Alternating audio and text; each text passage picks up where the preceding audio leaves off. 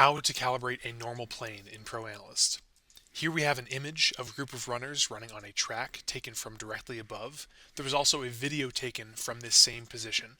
And in that video, I want to take measurements of the speeds of the different runners. In order to do that, I need to convert the pixels of the video to real-world units, like feet, and I can do that with calibration.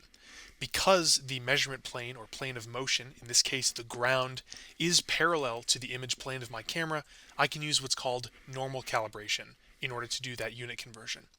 I'm going to click on the icon in the top right here to open the Scene Calibration control panel, and I see that by default a normal calibration has already loaded. You can see its coordinate system in the top left here. There's the origin, and there are the positive x and y axes. So the only thing that I need to provide ProAnalyst is a scale, which requires knowledge of the real-life size of something in the plane of motion. Now, I happen to know that the distance between this arrow here and this arrow is 12 feet. So I'm going to place my reticle on one of the arrows, open the settings by clicking the wrench here, and then click set point 1. Then I can move my reticle over to this other arrow, click set point 2, and then provide the aforementioned 12 feet,